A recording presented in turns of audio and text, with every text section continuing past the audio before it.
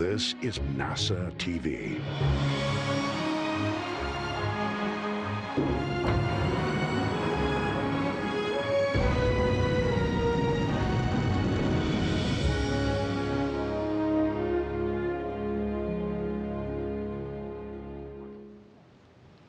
Good afternoon from NASA's Johnson Space Center, and welcome to NASA's SpaceX Crew-4 Crew News Conference. We are joined here today by the 4 astronauts from Crew-4, NASA astronauts Kjell Lindgren, Bob Hines, and Jessica Watkins, as well as European Space Agency astronaut Samantha Cristoforetti. NASA's SpaceX Crew-4 mission is set to launch aboard the Crew Dragon Freedom spacecraft on a Falcon 9 rocket to the International Space Station from Launch Complex 39A at NASA's Kennedy Space Center in Florida. The commander of the Crew-4 mission is Kjell Lindgren, and he is also commander of the Crew Dragon spacecraft. Kjell is responsible for all phases of flight from launch to re-entry, and this will be his second trip to space. Bob Hines is the pilot for the Crew Dragon spacecraft and second in command for the mission. He is responsible for the vehicle's performance and systems, and this will be Bob's first trip to space. Jessica Watkins is a mission specialist for Crew-4. She will work closely with the commander and pilot to monitor the spacecraft systems during the dynamic phases of launch and reentry, and this will be Jessica's first trip to space. Samantha Cristoforetti is also a mission specialist for Crew-4. She will work closely alongside Kjell, Bob, and Jessica, and this will be Samantha's second trip to space. We will be taking questions here in the room and on the phone bridge, and also through social media using the hashtag AskNASA. But before we get to questions, I would like to invite the Crew-4 commander, Kjell Lindgren, to make an opening statement. Take it away, Kjell. Thank you, Dylan. Well, first of all, thank you to everyone that's here in the room today and joining us online and on social media. It's really exciting to have this opportunity to kind of formally talk about what we're going to accomplish on the space station during this upcoming mission. You know, I know that I speak for the entire crew when we say that we are incredibly excited about this opportunity. It is such a privilege to be a part of this team, and we're really excited about launching and getting to the space station to conduct our mission. This is an awesome crew, and so excited to be a part of this this crew with Samantha, Farmer, and Waddy, and then also to have the opportunity. I think Samantha and I are really excited about getting to see Farmer and Waddy launch for the first time, and just to see how they adapt to being in weightlessness and to kind of to realize this lifelong dream. We're excited about launching on a U.S. rocket from Kennedy Space Center. Both Samantha and I had the opportunity to launch previously, and so to do this from Kennedy Space Center, to have family and friends join us in that experience is really a remarkable thing. And we're excited to get to orbit and to conduct this mission, to conduct the science and research to improve life back here on Earth, to conduct the operations to research to help us succeed in our mission to return to the moon and to go on to Mars and extend our presence in the solar system, to do the maintenance and repairs to ensure that we can conduct safe operations on the space station, and really to serve on a team that inspires the next generation for what is possible to do when we work together as an international partnership. So we are really excited to be at the end of our training flow and looking forward to our launch on the 20th. Awesome, thank you, Kjell. So we will go ahead and get started with questions here in the room, on the phone, and on social media. We'd love to take your questions on social media using the hashtag AskNASA. Just a reminder to those on the phone, if you would like to ask a question, please press *1 on your phone, or *2 if your question has already been answered. A reminder to folks who are asking questions to the crew, we ask that you keep it to one question for the time being so that we can make sure that we have enough time for everyone, and time permitting, we will circle back for some follow-ups. So let's go ahead with some questions in the room. We'll start with Mark Carreau. Thank you, Mark Carreau, for Aviation Week and Space Technology. Could the appropriate ones talk about some of the spacewalk activity that's planned or that you're prepared to do that could be, significant? you want to talk about Sure. that? So as it tentatively stands, obviously with everything, it's all subject to change. But as it stands right now, we are slated for two U.S. EVAs. Samantha may get an opportunity to do a Russian EVA. The U.S. EVAs are primarily focused on continuing the replacement or the modernization of the solar array or the power system for the space station, what we call IROSA. And so our EVAs will be what we call IROSA Prep, where we're installing these modification kits that install brackets, which the actual IROSA solar panels will be installed on future EVAs. All right, continuing the questions, let's go to Gina Sinceri from ABC News. Gina Sinceri, ABC News. Before we started, I noticed really you guys seem to get along really well. So the training, who wants to take this? How important is that camaraderie on a mission like this? Yeah, I can answer that. It certainly is a big part of the kind of culmination of our training, especially. Our training kind of starts out, we each kind of take on our training individually, or we kind of gain that foundation of skill sets on our own, and then towards the end of the flow, we start to come together and really get to practice those skills and apply them together in real scenarios. And so that has really been a joy for me, and I think for all of us, to really get to start to do some of that together, really get to know each other, spend some time together. We even got to go out on a NOLS trip, so that's the National Outdoor Leadership School, and do some sea kayaking out in Eastern Washington, and just get to spend some time getting to know each other, understanding how we all function in an operational environment, and what kind of makes each other tick. And I think that's going to be really crucial on top of obviously the operational side of what we do. A big part of it is the teamwork and just the crew cohesion piece of being up on ISS. And I would say that's one of the most important things. So NASA and our partners are really good about training us on the science, on the maintenance, and all the things that we need to accomplish. But that team spirit, that crew cohesion, I think is one of the things that you can't really train. And so we've had a lot of trips out to Hawthorne, California to train with SpaceX, and that's an opportunity when we have a chance to go out and have dinner together, to train together, to bond. Because that's what we carry into this mission. We get along great. It is just such a joy to be with to have these folks on this team, and to be a part of this team. And then to join the team that we have on the space station. We're really looking forward to seeing Sergey and Oleg and Dennis. We had a chance to train and work with them. And that's what makes us successful, is the teamwork and partnership. And getting to work with a great group of folks, both on space station and also here on the ground. Thank you, Kjell. We will go to Andrea Leinfelder from the Houston Chronicle. Hi. So I was hoping you could tell me why you chose the name Freedom for the capsule, and based on the timing, I have to ask if it was inspired at all by Russia's invasion of Ukraine. Also, if you could explain the nicknames you just kind of threw out for each other as well. Thank you. Question about names. I think that for the name of the vehicle, we really want to celebrate the partnership of SpaceX and NASA, and what the Commercial Crew Program has brought to the table. We have resumed this ability to get our crew, our astronauts, to low Earth orbit, and I think that's very important.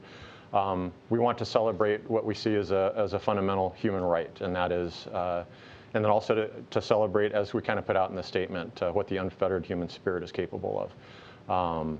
And as also just kind of a reflection on how far we've come. Alan Shepard launched on a Mercury Redstone. There's one parked out on Rocket Park as you come into Johnson Space Center, and to see that first launch of Freedom 7 and to see where we are today is really a remarkable thing. And so we wanted to celebrate freedom for a new generation of space flyers. And nicknames, right? Oh yeah, nicknames.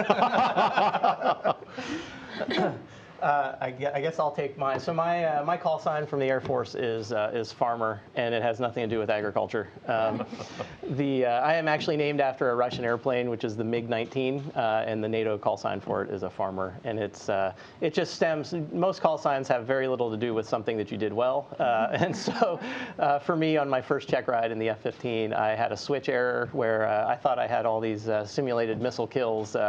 And it turned out when we watched the tapes that I was in a guns mode the whole time. And so they named me after a Russian fighter that doesn't carry missiles. It only shoots guns. And so I'm named after the MiG-19 farmer. So. Waddy? Yeah, mine's pretty straightforward. You'll hear these guys calling me Waddy, just based on my last name is Watkins. So. Good. I think that's all the nicknames. Yeah. All right, guys. So we are going to go ahead and start taking some questions from the phone bridge. A reminder, if you would like to ask a question, please press *1 to be added to the queue, or press *2 if your question has already been answered. For those on the phone, please also make sure to state your name and your outlet, and please state who your question is for. So let's go ahead and take the first question from Robert Perlman with Collect Space.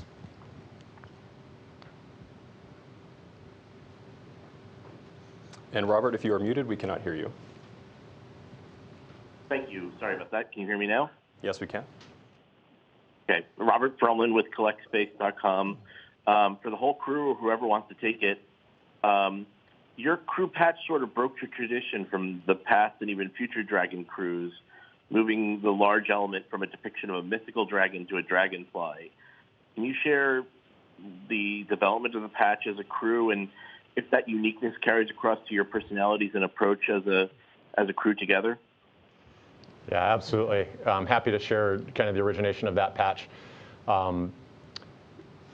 The dragon is such a neat concept, and we really appreciate the kind of the lineage of patches from Crew 1, 2, and 3, and then also Demo 2.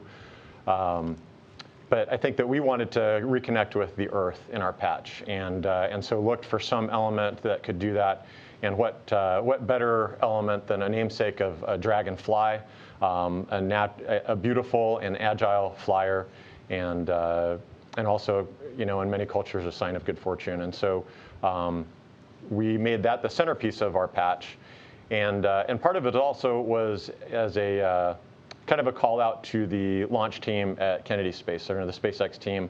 The Dragonfly is something of a, I wouldn't say a good luck charm, but it's something that has popped up before every launch out there. Remember during Demo 2, as the weather was kind of bad, a Dragonfly landed on Doug's shoulder as they were getting out of the vehicles to go to the launch pad, and everybody kind of took that as a good sign.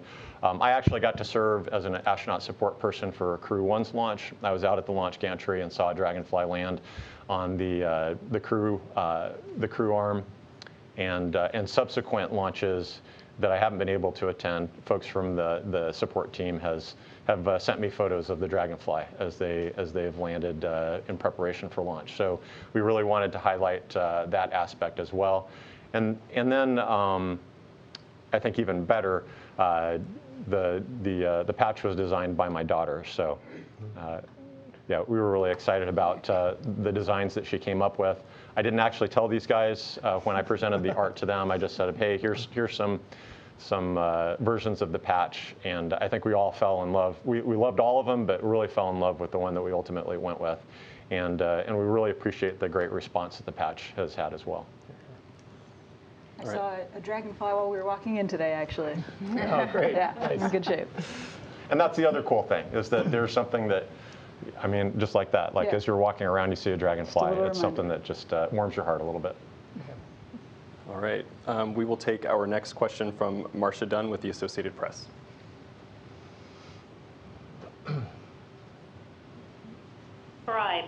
For me, you're going to become the first black woman to move long-term into any space station. What does it mean to you and others? Why do you think it's taken until 2022 to achieve? And Samantha, if you could also please talk about your take on being the lone woman in ESA's astronaut corps. Thank you very much. Okay, I will start. So this is certainly an important milestone, I think, both for our agency and for the country. And I think it really is just a tribute to the legacy of the Black women astronauts that have come before me, as well as to the exciting future ahead. And so I'm just honored to be a small part of that legacy moving forward. For me, growing up, it was important to me to have role models in roles that I aspire to be in, contributing in ways I aspire to contribute. So to the extent that I'm able to do that, I'm honored and grateful for the opportunity to return the favor. But we're just super excited to be a part of this crew and to execute the mission together. Yeah, and from my side, well, that condition that you mentioned about me being the only woman in the European Astronaut Corps is bound to end very soon, and we are in the process of selecting a new class of astronauts. We had a huge response across all ESA member states. I think we got well over 20,000 solid valid applications. We are well into that process of selection now. I think we got a great response also from young female professionals across the continent compared to my selection back in 2009, where female applicants were only about 15–16%. I think we're about 25% now. And so we definitely expect to have some great female colleagues by the end of the year, and I'm very much looking forward to that. Okay. Our next question comes from Paul Brinkman with Aerospace America. Hi, yes, thanks for taking my question. I was wondering if one of you, I guess, astronaut Lindgren, could you just talk about the fact that this is a new Dragon? Are you aware of any new features that are on this Dragon that may have been added? And then what your training experience was like training for the Dragon? Thanks. Yeah, thank you for that question. The training experience has been phenomenal, and I have somewhat of a unique perspective, as I kind of joined that team several years ago, almost 4 years ago, as the backup for Bob and Doug, and as the backup for Ike and Hopper for Crew-1. And so I've been working with that team, training with that team, a part of the test and development initially, and then really watched the training process mature over time. And so it's been a lot of fun to go through that training formally with this crew and to experience it firsthand. In terms of new capabilities, that is, I think, one of the really cool things that SpaceX brings to the table, is that they are constantly trying to improve and to make things more efficient. I think the teams that we work with are always listening to our feedback and want to make things better. And so I think that a couple of things that come to mind. One, just in terms of our communications system within the vehicle, Vox is something that controls kind of the level of static. And so we have some visual indicators of how to set that now that just kind of take the guesswork out and make things, I think maybe we save a couple of minutes, but those are important minutes and kind of minimize some frustration. That was great. I think our favorite thing, though, is that we have USB charging ports in the spacecraft. This is something that goes to low Earth orbit and is going to get us to the space station, and I'm talking about USB ports. But yeah, it's the little things. Next coffee maker. No Wi-Fi, though. But we have tablets as a part that have some of our reference material on it, and so the ability to charge those tablets just, again, takes away this idea that we have to really monitor the use of the tablet to maintain the battery charging, and so those USB ports actually were a product of the Inspiration 4 mission, and so some of their private missions have fed capabilities into the NASA missions, and again, I think that this is just really demonstrates the power and agility of this commercial partnership through the commercial Crew program, and the benefits that feed back to NASA as a result. Yeah, 100% agree. I had the opportunity to participate in some of the verification events early on as well. Not quite as early on as Kjell did, but to watch the vehicle evolve over time and see the improvements that they have brought on board, especially in the human factors realm. Their willingness to listen, and even if we're just kind of spitballing something that could be an improvement, they'll come back to us a couple months later and say, hey, we heard you say this, and this is the thing we're working on. And it's been pretty amazing to watch them and work with them and really grow this partnership and see what we're able to do together. So it's been awesome. Thanks, guys. Our next question is going to come from Michelle with CBS 4 News. Hi, I'm Michelle Griego with CBS 4 in Denver, and I just want to congratulate all of you, but this question is for Jessica Watkins. We are very excited that somebody who is from Colorado is going up into space, and I just wanted to ask, or wanted to see if you could just talk about your connection to Colorado. I know your family still lives here, and also you touched on this historic mission and this important milestone for the agency and the country, but if you could just talk maybe to young girls out there who are wanting to get into science, and especially girls of color, how important that is and what the need is. Yes, absolutely. So yes, first of all, I'm super excited to represent Colorado with Kjell as well. I attended CU. But yes, my family, as you mentioned, lives in Boulder. That's where I grew up, went to high school there, went to Fairview High School in Boulder.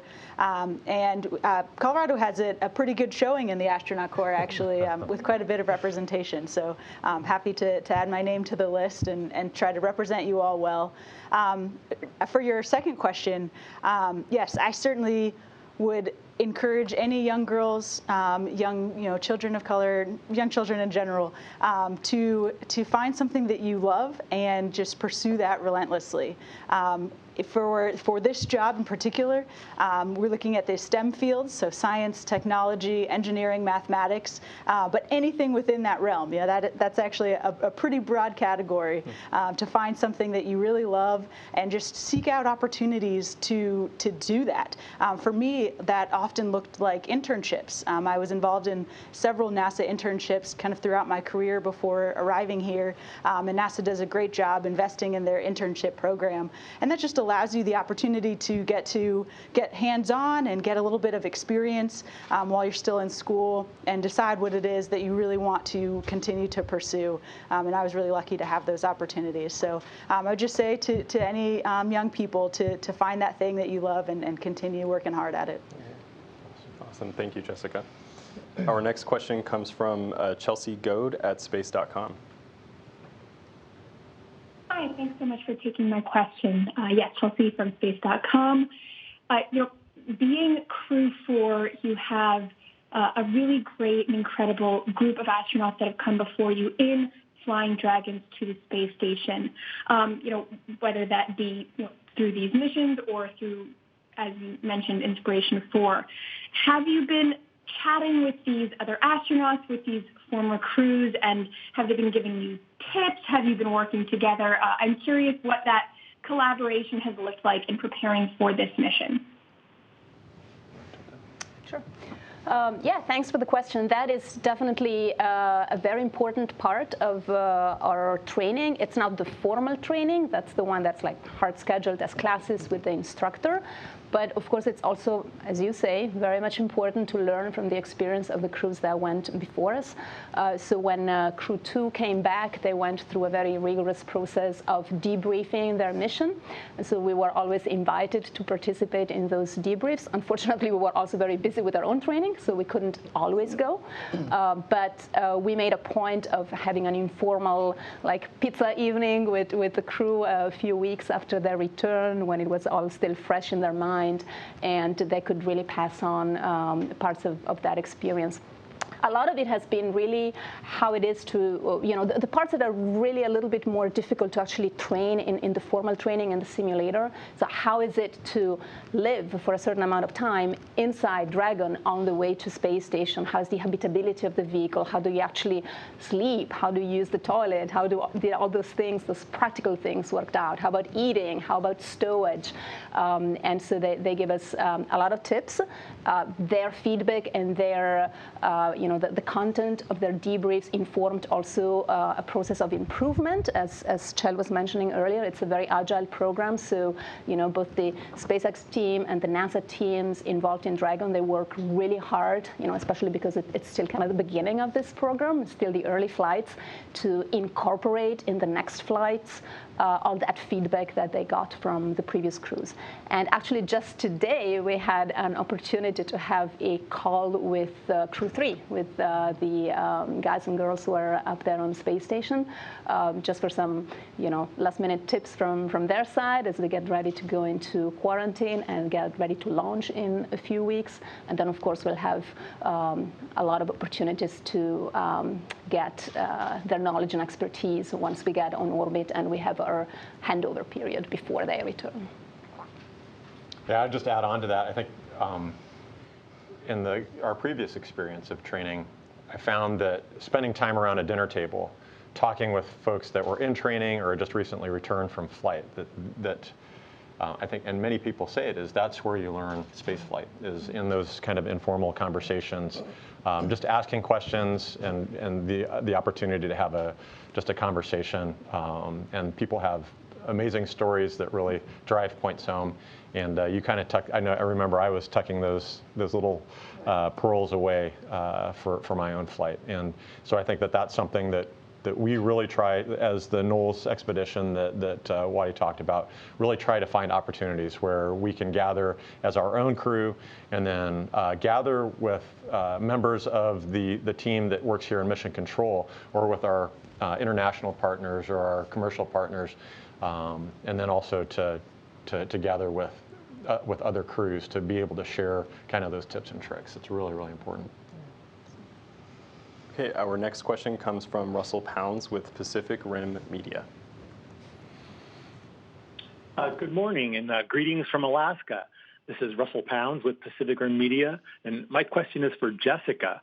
I wanted to hear from you about mentors today, and you spoke about internships when you were older a few minutes ago, but can you recall an early story about a person who helped you discover your inner explorer and what age that first took place?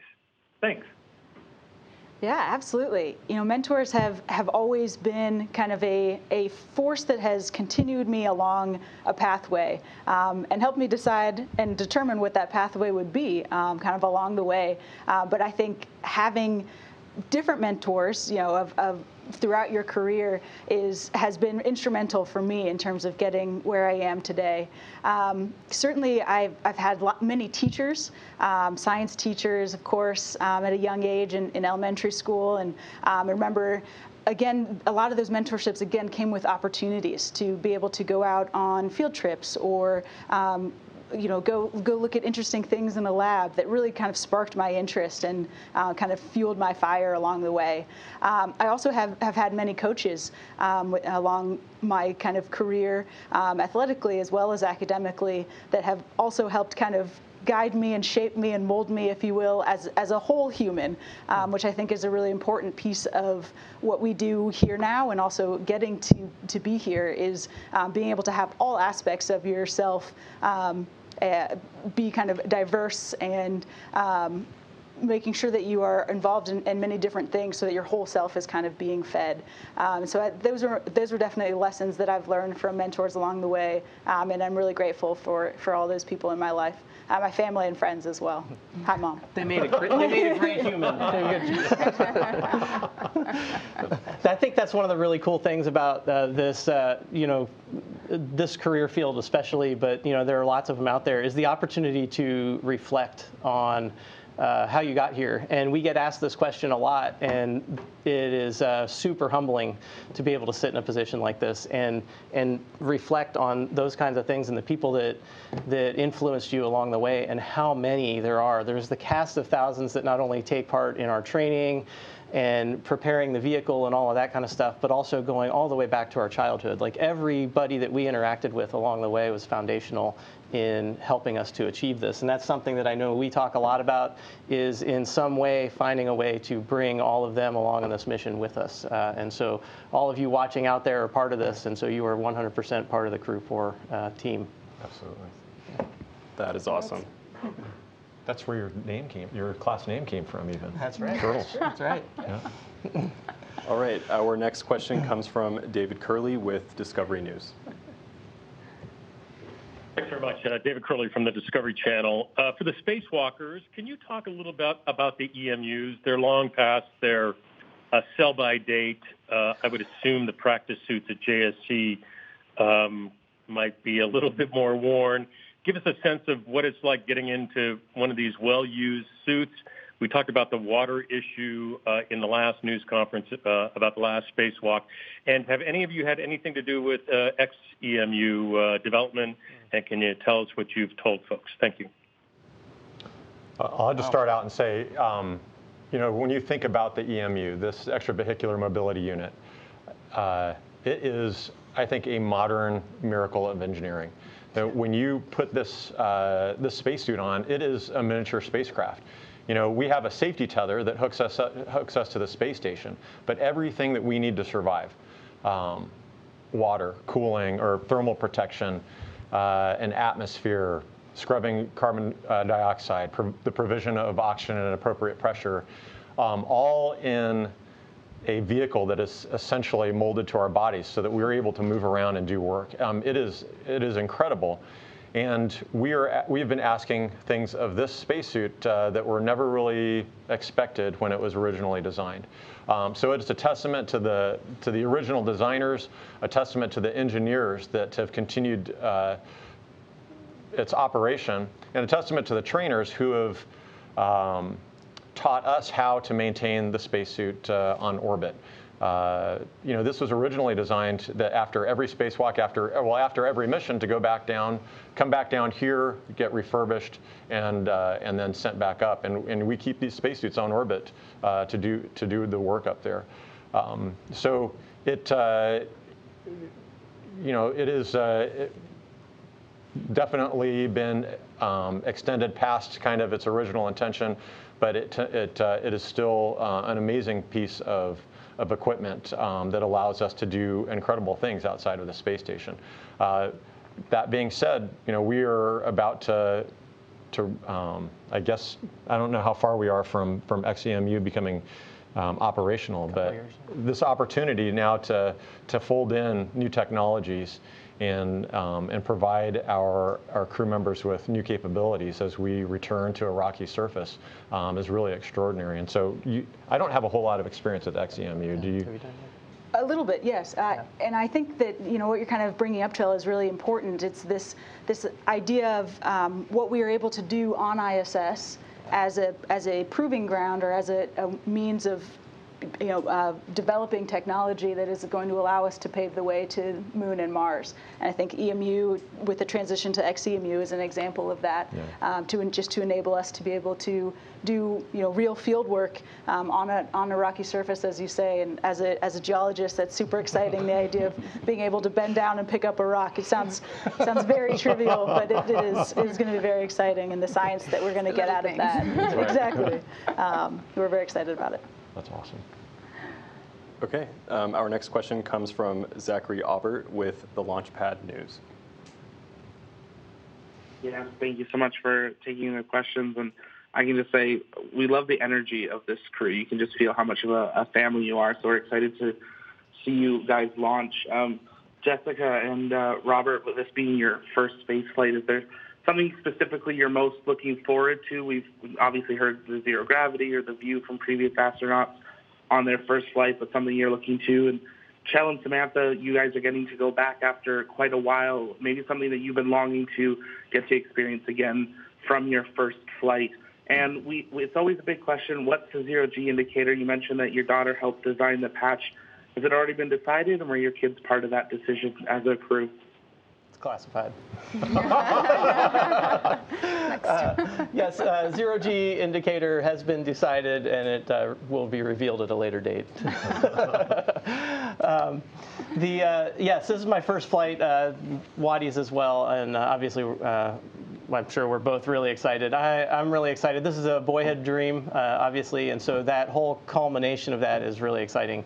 We kind of talked about it earlier. It's kind of surreal to be in a position like this, but to think ahead, it's really hard on a first-time flight, at least for me, to think beyond the things that you talked about. Like the first thing I want to do when I get up there after SECO, once that engine cuts off, I want to unstrap and go look out the window, right? Like that was part of what drove me to be a pilot. I love seeing things from a new perspective, and this is kind of the ultimate part of that, is getting to look outside and see the Earth and see this wonderful creation that we get to live on, seeing it from a new perspective and the beauty that it displays every day.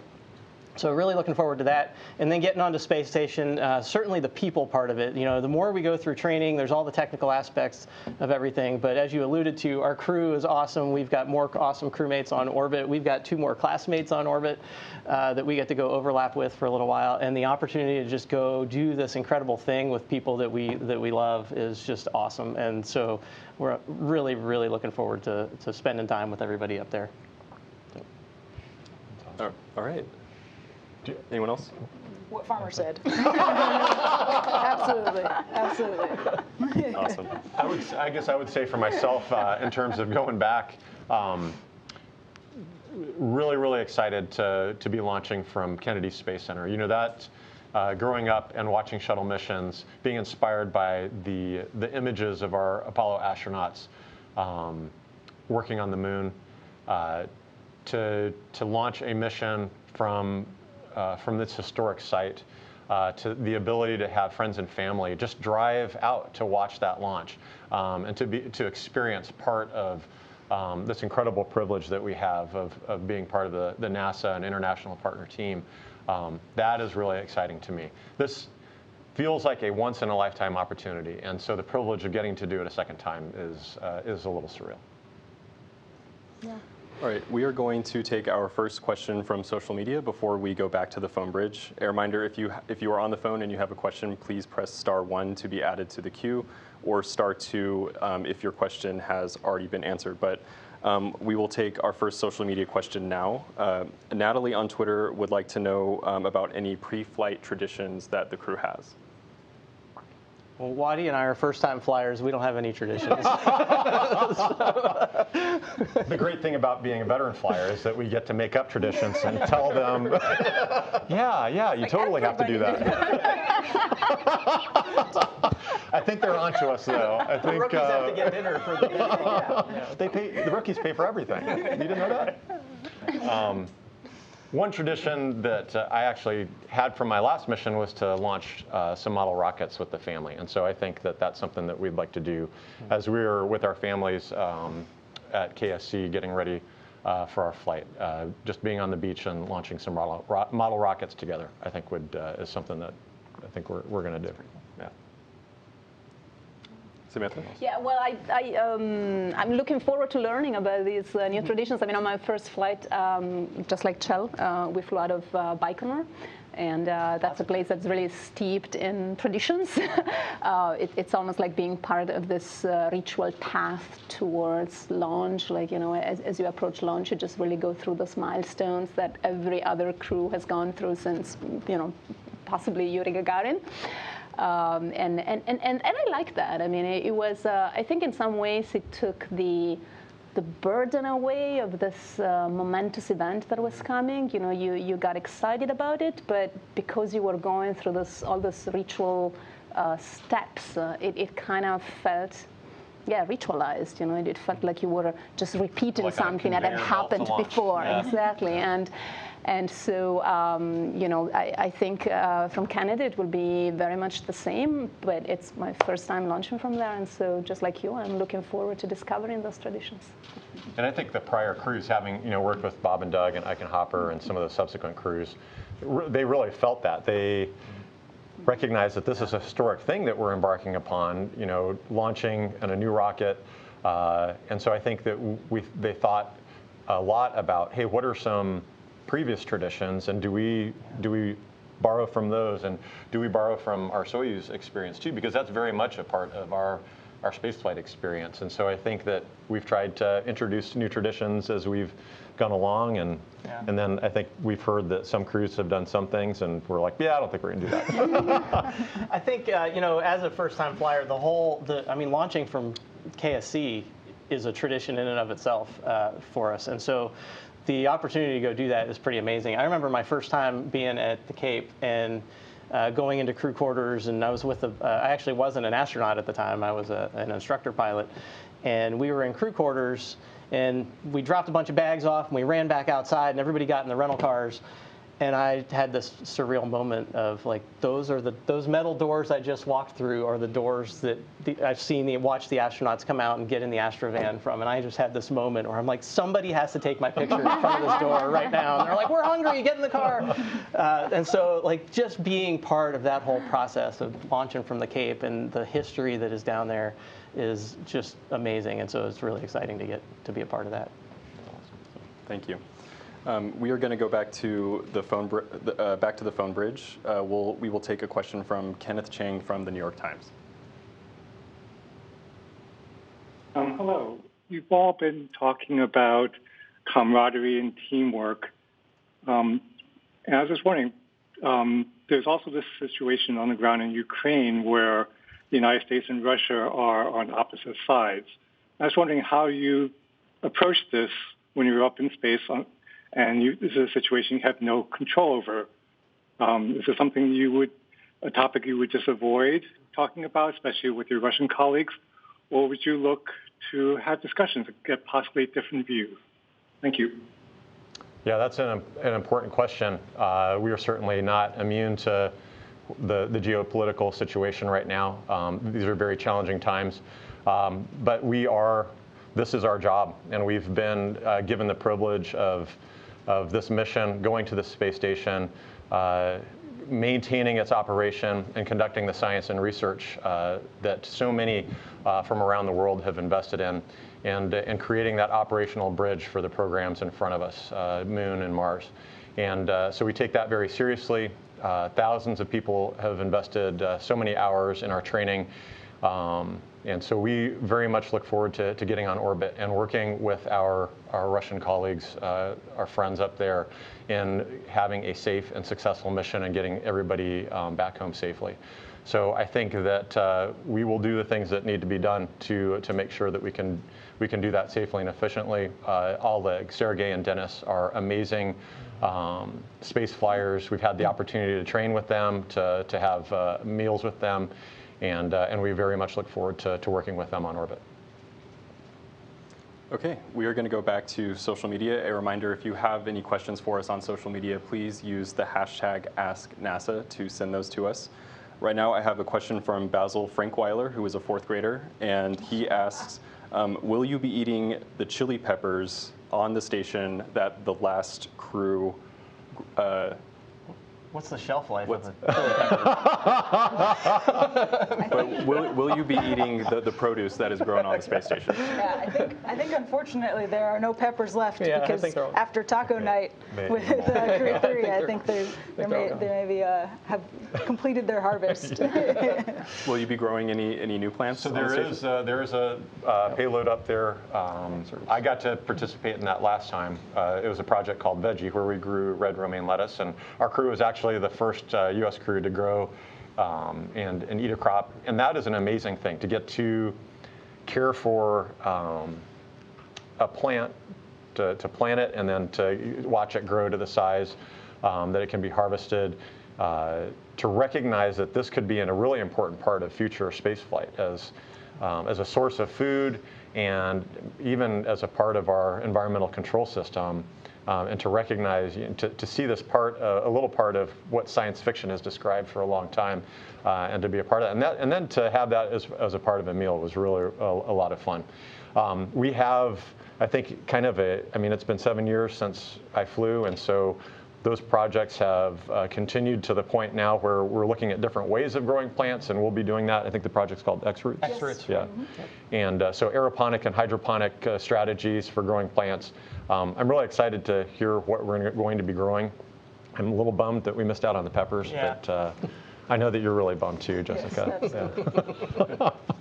but yeah, we're excited. And so this is a really cool thing about the science that we do on station, is that you can see a lot of the benefits and how they help us extend our presence in the solar system and enable our future exploration, and also how the applications that they have for the Earth. We recycle almost over 95% of our water, and we can see how that has direct benefits to Earth and the provision of clean water to communities that don't have access to it.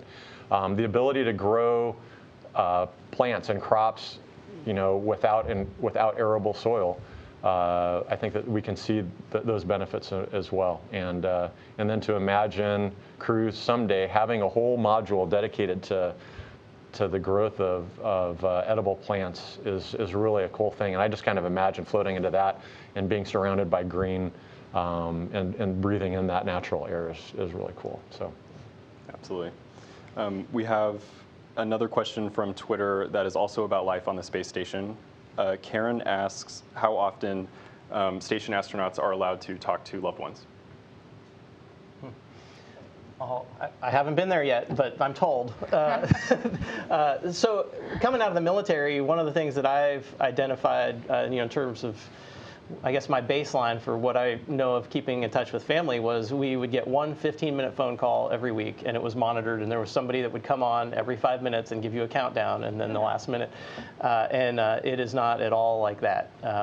And from my understanding is it's even better from when these two were up there, when they had to walk uphill both ways in the snow to get to the station. But we have an IP phone. We're able to call our families pretty often, and then we get roughly once a week the opportunity to have a video conference with our families back home, which I think is really, really important. It's a good way to stay connected. Everybody is familiar with the different video chat type technologies that are out there. And so to be able to have that and still stay, I have 3 daughters at home, and so to be able to stay connected with them, and maybe they'll carry around the iPad a little bit while they're doing something, hopefully not swimming, but to just stay connected with the things that are going on at the house is pretty special. And so I think it will be, I'll find it easier than the military deployments that we did, definitely. Yeah, we certainly get truly spoiled by the ground team here at JSC and across NASA. They take really good care of us, and we're super lucky to be a part of that team. Yeah. Okay, thanks, guys. All right, I think now we will take one more follow-up from the phone bridge. We will pass it to David Curley from Discovery Channel. Thank you very much for the second question. Kjell, this is for you. It's going to sound like a follow-on from Kenneth Chang's question about Ukraine, but it's really not. It's about space culture. Christina Cook has talked a little bit about this. Can you? And secondly, did you pick the picture with the straight face in the crew photo? Man, I have gotten so much grief from these guys. I know. You planted that question, didn't you? Of the 4 of us, the one person who's not smiling should not be Kjell. That's the hilarious part about it. I did pick that picture. I don't know. I didn't like the pictures of me smiling. So, and I asked my wife, and she's usually, she gave me a thumbs up. So That's the most important one. I know. Yeah, my wife said that it was good. So you guys will all have to deal with it. That's right. And I missed the first half of that question. The culture. Oh, yeah. We get to.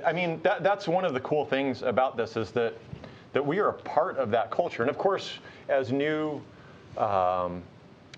to the station when we arrive, there is a culture that has been established by the team that is already there. And so, of course, we want to be good team members, and we want to respect the culture that has been established.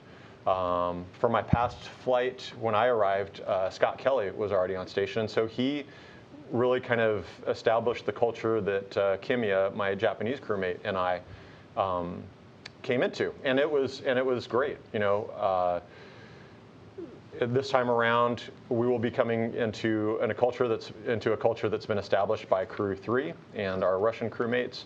But within a few days, you know, Crew 3 will leave, and so we'll have the opportunity to make decisions about, hey, we really want to eat lunch together, and so let's ask the ground about trying to get our schedules situated so that we can do that. Or we really want to protect this time, and so I think that we've gotten to know each other really well, and I think that we'll make some decisions along the lines of what we think works best for our crew and works best with our Russian colleagues as well. And we have the privilege of Samantha serving as our USOS lead during this mission, and so you know that she's going to be talking with the ground and kind of advocating for a lot of those things as we progress through our mission. You know, cultures are malleable and changeable, and so I think that we have this unique opportunity to adjust that to make sure that we're working efficiently and having a good time while we're doing it.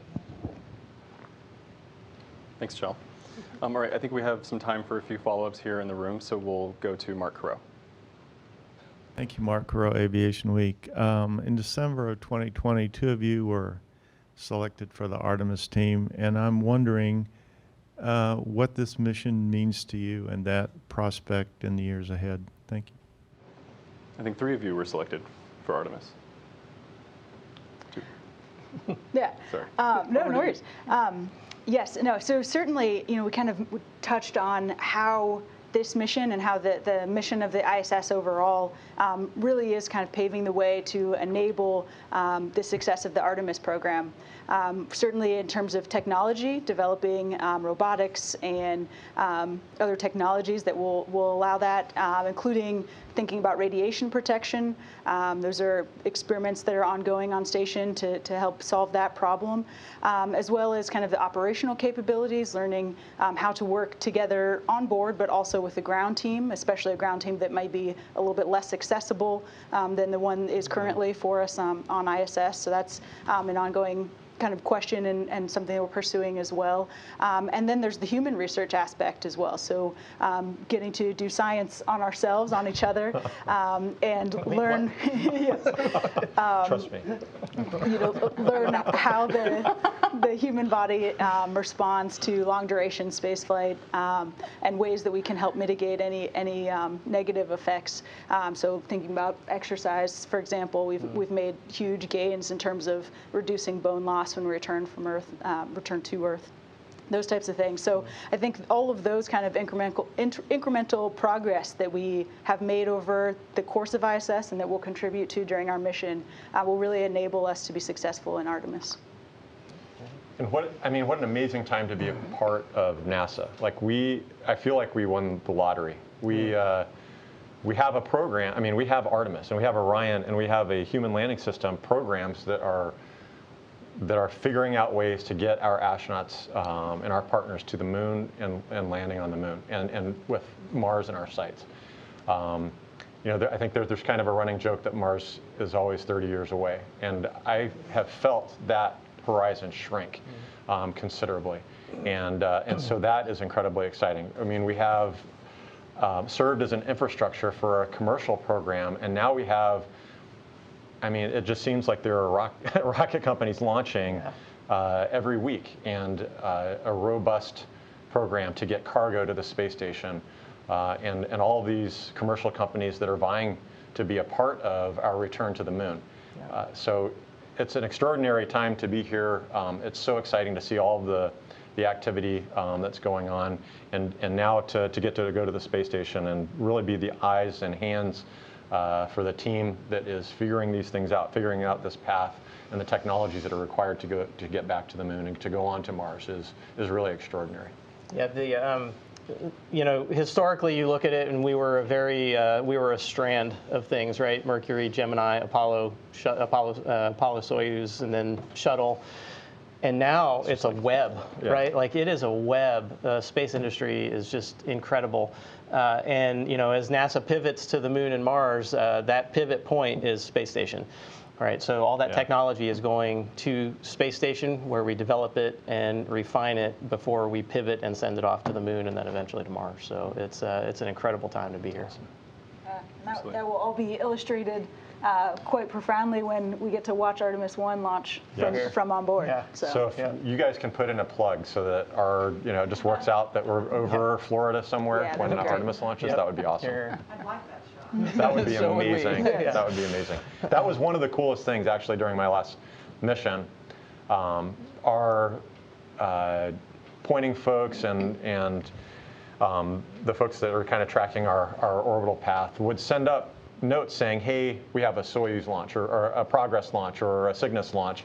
If you look out this window at this time, you should be able to see it. And I never really thought that that was possible, that you could actually see those launches. And yet one night, so we knew that there was a Progress launch. It was dark over Kazakhstan. We all got into the cupola together and we're watching the ground. And I mean, sure enough, we saw a little dot, kind of where we thought Baikonur would be. And then we saw that light blossom. And then we saw that light climb off the ground, and you could see the illumination from the rocket below it. And it just absolutely blew my mind that we could see that with our own eyes. And then just watch that dot climb up, and we had passed over the top at that time and watched it climb up through the horizon. That was profound. And so if we get to see Artemis do that, that would be pretty amazing. epic. Yeah. Can't wait for you guys to come back with more of those stories. Yeah. All right, we have time for one more question from Gina Sinceri at ABC News. This is for Samantha. You're going on a spacewalk. Will you wear a U.S. suit, a Russian suit? And if I remember correctly, your gloves were on the Cygnus that blew up. Did they ever replace your spacewalking gloves, and who did? So there's a little bit of conflation of aspects there. So I have now trained in the EMU on this training floor. I have only trained in the Russian spacewalking suit. It's called Orlan. The gloves are not mine, like for life. They were like my gloves back then, but then they've been used by other crew members. I actually know for a fact that Anne McLean has used those gloves, which was kind of excited.